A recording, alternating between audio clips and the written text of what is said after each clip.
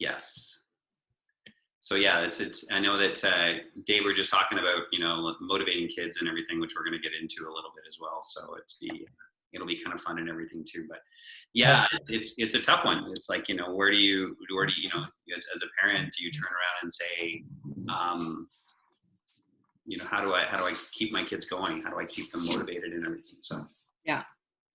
And that's just it, is it, as I've always sort of expressed to parents, it's not about always the assignment or the worksheet or whatever the teachers are giving. It's, that the kids are still being self-evaluative. Like, why don't you want to do this? Are you, and, that we build resiliency and routine and, reasoning and those things. If you don't want your kid to do the math, then that's fine. But, if we can teach kids to do things that they don't necessarily want to do, I mean, that's a skill in itself, because as adults, we certainly have a lot that we don't want to do that we have to do. So, no, that's so true. Everybody, folding laundry during COVID. Yeah, well, everybody's got juggling, right? Because everybody's kind of trying to balance with the stuff with the kids and home and school work, and it's just everybody has a different dynamic at home, and everybody has a different perspective at home and everything. Hello, Heike, how are you? Good. How are you? Good. Thanks for joining us today. This will be a good one. I think we'll have a nice tight group today, so that's actually not too bad. I think we got some. I know that I have lots of questions and everything too, and I'm sure you guys do as well. So we can kind of get the ball rolling. Of course, my name is Kevin. I'm from Taleo. We are doing this Taleo Connect series. We've been doing this for, I guess, 7 or 8 weeks now. Had a whole big range of different things that we've been, talking about as well, which is a lot of fun. Thanks again for all of your time. I know this is very, very challenging. So it's like there's lots going on. So everybody's very, very busy, and especially on this lovely rainy Thursday afternoon that we have going on here in Calgary. I know, and just a quick little introduction for Kelsey. Of course, I've known Kelsey for quite a while. I've known her. She taught my daughter for a number of years, and then my wife and I got to know her personally afterwards. So we go back. It's funny, we've had lots of good conversations just about this even before we got going. So I know she's got lots to talk about. So I'll pass the reins over to her and everything, Kelsey, and let you kind of jump in and get started, and maybe just tell us a little bit about yourself to get to start and everything, and then we can go from there. Sure. I've been teaching here in Calgary with CBE for close to 10 years, I guess, and maybe a little bit shorter. I first taught French immersion with CBE, and then I moved to the Spanish bilingual program, which I prefer, but they hired me for French. And then I said, oh, by the way, I speak Spanish, because I wanted to go there. So that's where I've been. I've only been at 2 schools, Westgate, and then I'm at Eugene Class right now. What else about me? And then before that, I lived in South America for about 5 years in Chile. And so I was mostly teaching English down there. So lots of years of teaching grades K to 12. And right now I'm teaching grade 4-5, and I have a whole variety of learners and a whole variety of parents. So a nice diverse point of view to come from for online learning. So I only made a very tiny little screen, so I'll share my my screen just with the talking points. And then I do have notes in front of me, so I will be looking down a little bit. And you can see. So basically I wanted to talk about what I thought would be like sort of the bigger points would be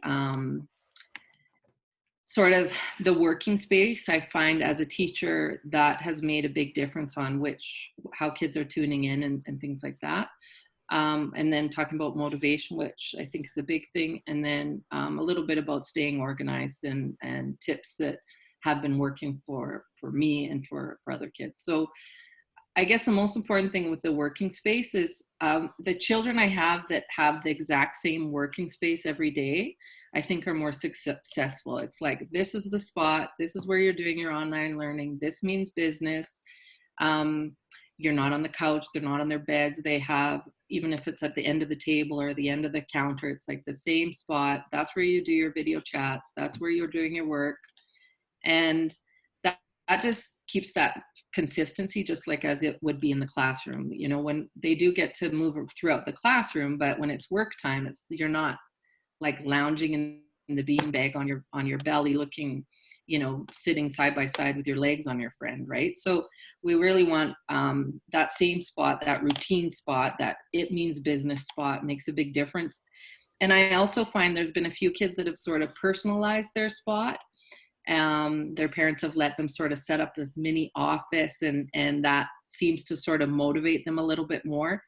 Now, I have a lot of kids that have 4 or 5 brothers or sisters. So obviously when it's on video chat, that the parents help make things quieter, or whether the kid's in the washroom or in their bedroom or somewhere where the kids aren't screaming in the background in the TV, and we're not like, sorry, what did you say? What did you say?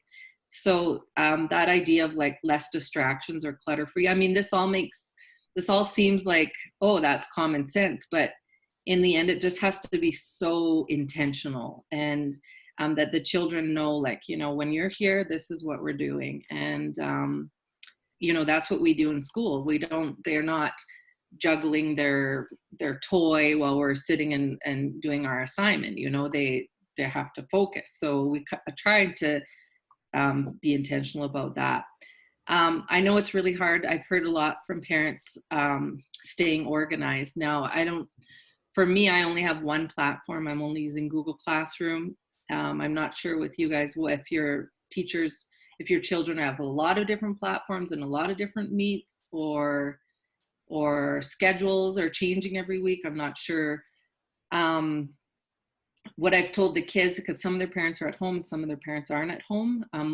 Lots of kids have Google and Alexa and Siri, or all these things. And I tell them, you tell Siri to remind you about your appointment and remind you about your time, because, you know, for parents, it's quite stressful to keep track of all that, especially if you have more than one child. And I think that making that schedule with your children about, you know, this is playtime, this is work time, and keeping it fairly consistent, you know, and keeping sort of sleep times. I've talked to kids, 10 years old, and they're like, well, I stayed up till 2:00 in the morning last night. It's like, what? So, you know, keeping a little bit of consistency and the same time for everything. And I know, like, checklists or things like that, but if you make it and present it to your child, I don't know how far that's going to go, but if you make it with your child, or they decorate it, or they color it, or they put their input in, you might be surprised how much more they're sort of buying into that task list. Now, the thing about schedules is, remember, in school we have recess, we have gym, we have movement breaks, we go down to the library, we have all those things inside. So when you're saying to your kid, okay, you got to work 9 till 12, they don't do that at school. So we can't really expect them to do that now. Like, let's put the timer for, 40 minutes, and we'll see how much you get done, and then we can have a break, and they can design their own breaks. Okay, are you going to run around outside? Are you going to bike ride? Are you going to go to the bathroom, up and down the stairs? But that buy-in, I think, is really important to them. In the classroom, I do that with the kids. I say, okay, so I need you to write down to this line, and when you get to that line, you can, and they'll tell me what they want to do. They want to go do something. And so I think that's really, really important. And I just wanted to check here. So I think making schedules, and I talked to Kevin about this. I have a lot of kids that I'm making the schedule with those children, not just the parents. Like, I'll say, okay, here's your to-do list for next week. Okay, Monday. Okay, this is your writing about da da da. What day do you want to do that on? And the kid will say, okay, Tuesday. And he gets it done on Tuesday. But before, when it was like to-do list, this 14 long to-do list, and he doesn't know when to do it, but being able to sort of build those in. Okay, tomorrow you're going to do this, and the next day you're going to do that. When do you want to do math? Friday. They don't want to do math right away, or whatever. So I think building that list and that I think that would really help with the motivation, is like making goals and talking to them about that. So maintaining commitment and motivation, that kind of goes into that. I think when children have that pushback of like, oh, I don't want to do school, or I'm bored, or this is boring, or I don't want to do this, or it's not the same, or whatever. I always ask the kids why. So what about it don't you like, or how come you don't want to do it, and sort of getting them to kind of express that and kind of get a feeling of why they like what is it that's holding them back. Is it difficult? Is it could they do writing on a different subject but still do writing? Is it something they don't have ideas for? Like, it might be something so insignificant, but they're making a really big deal about it. But if you kind of can have a conversation to them and say, you know, well, do you need Senorita Kelsey to help you? Do you want mommy to help you? Do you, you know, do we need to schedule a chat with your teacher? Sort of digging a little deeper behind the I'm bored or I don't want to do this. And I was talking to Kevin about this before, is let the teachers do the negotiating, not you. Like, I think as parents, it's easy to fight with our kids. They're like, oh, I don't want to, or they get upset. But I always tell those parents, okay, put them on the video chat tomorrow at 1 and I'll talk to them about it. And then I do the negotiating. Okay, what can you do? What will you do? Do you want to change the topic? What are you interested in? And allowing for a bit of that flexibility. And I think most teachers, if they don't know, then they're not going to offer that. But if they know that there's an easy fix to it, then we can be more flexible with due dates or with something like that. And I think it's just really important about, most of the time teachers are designing these assignments or tasks because they want the children to show their learning or show certain skill set or show, you know, it's not necessarily the assignment, but there's something always behind that. So often a conversation with the teacher will allow for that sort of, okay, well, he doesn't want to write this, but he wants to write a story on dragons. It's like, okay, yeah, show me the story on dragons. And then there's ways that we can manipulate that a bit. And I think when, you know, being enthusiastic yourself about the learning, like even if you aren't, like, whoa, I've always wanted to learn about that, or, you know, putting your emphasis on that, like, tell me about it, like maybe we could look something up together, and that really I think helps motivate kids a bit if they see that it's kind of beyond this to-do list of writing and reading and a checklist, but that it's about the learning. And when you focus on the learning and not so much the performance, the performance sometimes comes up, and allowing for errors. I think when kids, you know, it's hard to stay committed and motivated if you're being expected to be perfect all the time. I think that can be demotivating. So I hope that, I know you might have questions about that after. So that the other thing I wanted to talk about, I'm not sure if this is relatable, but I put here supporting children with learning disabilities, ADHD, and special needs. Now, as a teacher, we do support those children, but a lot of those supports are helpful for all kids. So, for example, if students are struggling, often, you know, we might take the instructions and put them into bullet form for the kids, and then they only have a few words to read. Reading it out loud to them, or they reading it out loud, or highlighting things, and allowing for a little bit more of just taking that time to pull it apart.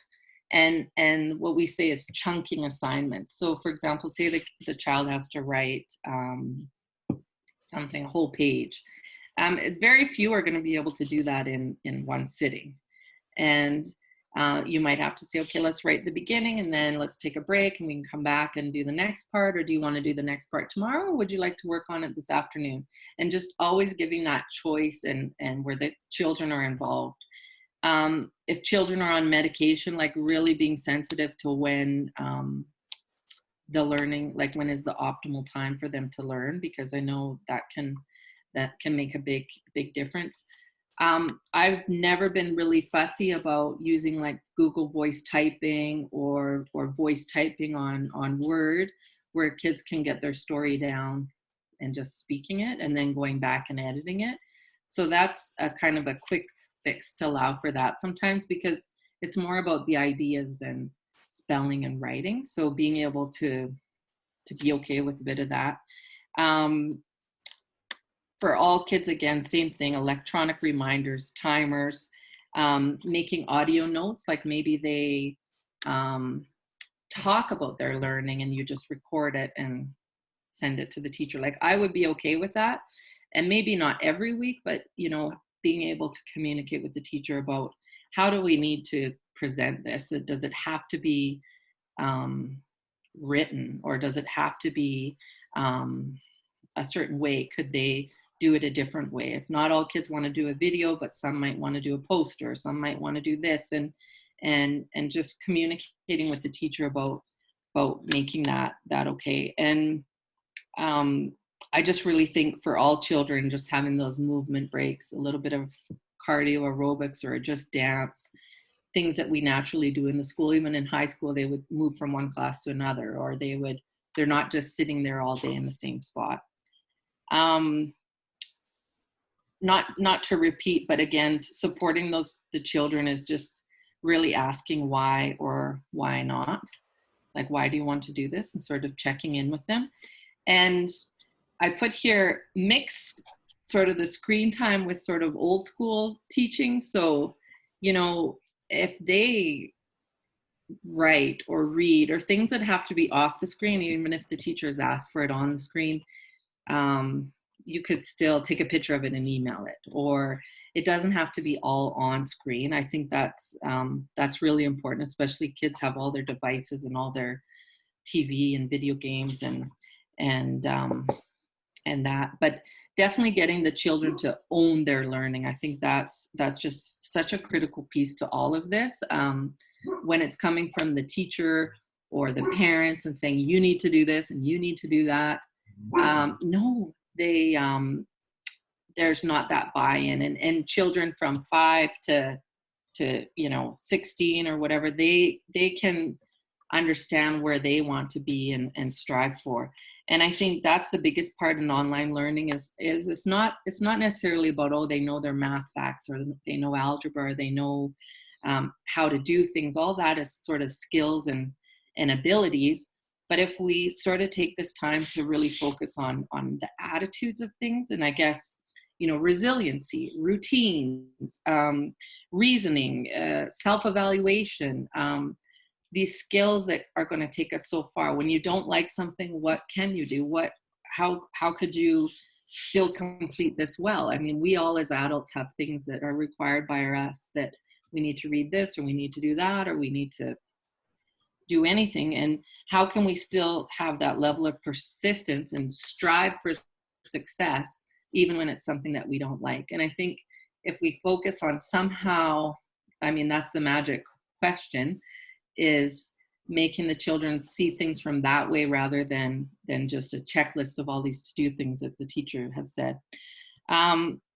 Finally, I guess supporting teachers. Like, I've really appreciated parents reaching out and telling me that they're struggling, or telling me that, I don't like this, or I don't like this assignment, or, I need more help, or my child needs more help, or can you, this is too many meetings, or I'm not enough meetings, and asking for that support. I mean, until we know, sometimes we know, but there's sometimes where we don't know. And if you're saying, what, this is a struggle, we're fighting every day, I don't know what to do, can you help me? What was working in the classroom? And just kind of talking about the challenges and reaching out and saying, I've written emails to the parents, like, I don't blame the children, and and I know that they're struggling, but here's some tips or whatever. But asking your teachers for tips. And what's been really nice is getting encouraging notes and support that from the parents, just saying, you guys are doing a good job, or, I know this is emergency teaching, but thanks, or starting with that before you go in and to, I got a 9-paragraph email because a question was wrong on a math thing. So I don't know, it would have been just nice to say, hey, by the way, you made a mistake. Hope you're having a great weekend, instead of 9 paragraphs to tell me that I had made a typo. So I guess that's where I'm at. So I know I'm talking fast. I wanted to leave more time for questions or sort of focus of things where you guys needed more support, and especially there's a small group, so we can do that. So I'm going to stop sharing, and maybe if you want me to elaborate on something, or if you have specific questions, then we can address that. Go ahead, guys. Anybody have any questions? Anyone want to jump in and get started? One thing you mentioned was chunk it out into like 40-minute sessions and then take a break. With a 40-minute session, how long duration should the break be? How old are the children? This one's 13 and he's ADHD. Yeah, so with ADHD, I wouldn't even do 40. I would say, setting a timer for maybe 25, or I'm not sure if you have goals on the IPP about that, but probably at home it's a little bit easier. But physically setting a timer with Google or with Alexa, or a timer on the microwave, whatever it is, and saying, okay, we're going to set a timer and I just need you to do this, and then they can have a break. You're probably going to have to do 25 to 25. Okay. And I know that sounds hard, but it is challenging to focus at the best of times in the classroom. And it just presents a whole other ball game for children with ADHD, and they need sort of a motivating thing. So Gotcha. Big breaks, lots of breaks. Thank you. Heike, did you have any questions? Anything you want to ask about? Yeah. I could talk to you, Kelsey, for 2 hours probably. I'm sure you could. I could talk about this for 2 hours. So. I totally resonate and agree with everything that you've said. I feel like I've tried everything for both my kids. They're each at different phases. We've got a couple of strikes against us. My husband and I are separated, so there isn't that same working space. And it's funny that you said that, because my daughter said exactly that. Well, Mommy, I like the bedroom set up here. I've got my desk, I've got my chair, and she doesn't have it at the other place. And my heart just broke in half. Like everything you're saying, spot on. Motivation, how can we expect them to have it all perfect and right? No. I think about that, and that these are the things that I personally strive towards, I guess, partially because I always have, and secondly, because I'm a professional and I'm a consultant and I want to do that. And I forget that you can't just pass that on to the kids and they'll do it. It just doesn't work that way. Not nowadays. Very few. No. So I guess what's interesting, what's great is, again, just that whole, okay, what you're saying, we've done, we've tried, it makes sense. But here's what we've done. So I ended up hiring a coach for my soon to be 15-year-old son. And that was actually arranged pre-COVID, but has obviously helped out immensely and allowed me to understand that whatever he gets done in a day is fine, as opposed to he needs to get all the assignments done, distributed by his teachers, et cetera, et cetera. The coach has said, what is the break? It's either, I can't remember, 15 minutes exercise, 15 minutes work, 15 minutes exercise. Right. And it's really rejuvenated my son. He's just been incredibly excited. Because he does Kung Fu. So what he does is he does the Kung Fu warm-up routine, and then he stops and pounds out whatever assignment he has to do, and then is going back. And so he's on coaching session 4 or 5 with his coach, and they just get along like crazy. Yeah, it's great. And then for my daughter, this I owe so much thanks to one of my very good friends, who's also a mom here in the area I live in. And she said, you know what? She goes, why don't you just ditch all the assignments that the teachers are giving and let your daughter choose her own goal from now until the end of the year.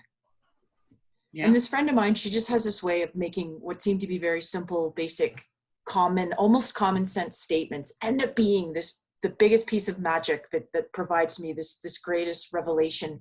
And so we've done that. And so my daughter has just taken to that like crazy. We ordered her some art supplies last night. She's totally excited. We set a goal for each week. I said, you need a goal, but you set it and you own it and you agree to it. And all I did was I had to do the approved initial from mom here, but she's owned it. She gets it and she's excited. And that's what she's doing right now. She's doing a crayon art with a hairdryer and canvas, and she's all over it. And then here's the coolest part. So to your point, right? Teachers are going to get it, give the feedback to the teachers. You know, I expressed some concern with the teacher. Look, we're just not seeing the same excitement from her. She met with her, felt the same thing. And so then we went to her with this idea about her setting her own goals, and the teacher was like, yep, I'm all over it. And then my daughter met with her and she's just like, oh, Miss Lemke just gets me. And I could see my daughter just beaming. She's just like, I love my teacher. Was it Amanda? The teacher? Yeah. Her name's Katie Lemke. Oh, okay. I have a friend who's, Okay. Well, I like what you're saying is exactly that point of that the children buy in to the goals, right? And that communicating with the teacher and saying that that's okay. And that's exactly what it is how can they show their learning? It's not about check mark. I did all these assignments, which for kids are they want to complete the list. That's all they care about. Whether they rush through it, they just want to bang, bang, bang, or is it about showing your learning? And exactly what you said about the movement, like just what we had said to Dave. Yeah, it's pretty much half and half. It's like work, play, work, play. You need both. You know, they can't take little breaks. And so I think you're doing everything right. I mean, I know, unfortunately, with the 15-year-old, you said there's lots of teachers, I guess, and a kind of a bigger to-do list. There is, but I guess similarly, I've kind of let my son navigate that himself. You know, he's in grade 9, he heads into grade 10. And I'm just kind of similar to what my friend said. I'm trusting the coach, and whatever happens, happens. And my son is very intelligent, and not that my daughter is not, but they tap into their creativity in 2 different ways. And Brant's will come around quite quickly. I just think my daughter needs a little more help, but they're each on the right path. And I mean, thank God for people in my life that say it's okay to break rules and it's okay to not follow everything, because I would have never done that when I was growing up, because my parents would never have allowed for it. No. That's it, period. This is emergency teaching and emergency learning. It's not that you are homeschooling or that you are online learning. It's for 2-3 months, and they're not going to lose a million things in 3 months. And those that are weak tend to be weak no matter how much we do, and those that are strong. So I mean, letting go of sort of like one of my colleagues, he doesn't even put due dates. He said, I can't take it. I can't take the emails. I can't take the children, the stress. And when I took off a few due dates, I had like 4 of my kids say, no, I need to know exactly when to go. So I just, you have to know that and be able to talk to the children about that, and know that things are okay. Like learning isn't like when we were kids where you learned your times tables and that was it. Like, I mean, now I understand fractions because I'm a teacher, but when I was a kid, it was just, okay, cross multiply, and then you did this and that was it. Or algebra. Like, I didn't know what I was doing, but then now you do. And so learning now is more about, setting goals, self-reflection, putting yourself in there, striving for excellence or striving for what you want. Do you put excellence in this area and not in this area? I mean, that's what we do as adults, right? Some of us are great worker bees and some of us are great at working out every morning. So, where do you set your goals, and talking to the children from that point of view, I think is really, really important. So I'm not sure, Dave, if you had other questions too.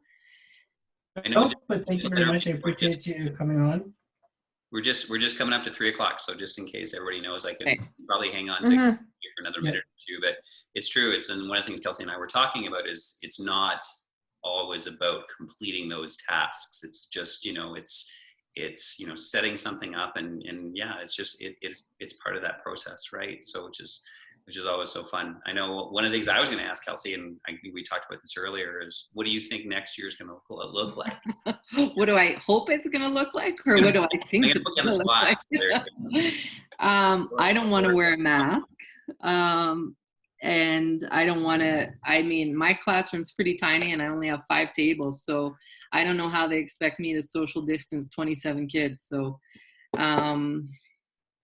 we'll see. And I'm up for anything. I'm not up for teaching online and in the classroom. I think, I don't think we should give parents the choice. It's like, if you decide not to send your kid to school, then you sign off and that's it, because it would be far too, we can't leave the classroom and then go home and online teach the rest that didn't bother to come to school.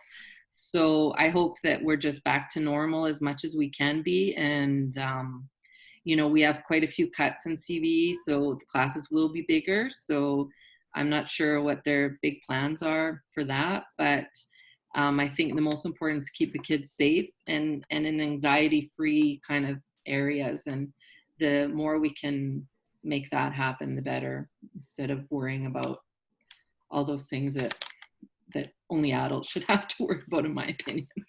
But yeah. Well, thanks again, Kelsey. I know you have to get back to work. I know we're catching you in the middle of your day, so I know this is great. Thanks again for your time. Thank you guys. I know you guys are here quite a bit, so that is much appreciated. We'd like to continue this series. I mean, Taleo Connects, the reason we did this was just to kind of get people together and have conversation and realize that, hey, we're not all out there alone. Bringing people together and talking about different topics. It's been great. It's fun to see the enthusiasm, and I know I really enjoyed doing this. It's a lot of fun to kind of reach out and stay connected with everybody. So that's one of the reasons we still want to continue this on, and we will continue to do this. So thanks again for everybody's time. Kelsey, thank you so much. Yeah, I know you and my wife are going to be going out for dog walks when you guys can, I think, again. I know. Yeah, my dog is just lying on my feet. She's been good during this meeting, but she's quite the barker. So yeah. Yeah, I know. She's been pretty good so far. So there you go. Yeah. All right. Well, great, guys. And just touch base with Kevin if you have any other questions that you forgot or you think of, and he can send me an email. And I'm obviously open to anything. So Sounds great. Thank you. Thanks again, guys. Everybody have a great day. You too. So there's just the 2 of them, so I felt like I should have targeted more to what they needed, but then they ended up not having that many questions. And I think you nailed a lot of the questions, so that was great. Okay, I tried to talk fast, but still give them, I know Dave was writing stuff down, and so it's a big broad topic too. That's the other thing as well. There's so much, like I had a whole pile of questions, and you and I always talk offline and stuff, but yeah, it's it's nice with a small group you can get specific. So thanks again, Kelsey. I appreciate it. Yeah, no problem. Thank you so much. And yeah, we'll be in touch for sure. I can't wait till this is all over so we can have a nice dinner or something. Yeah. Okay. All right. Okay. Take care. Bye now. Bye.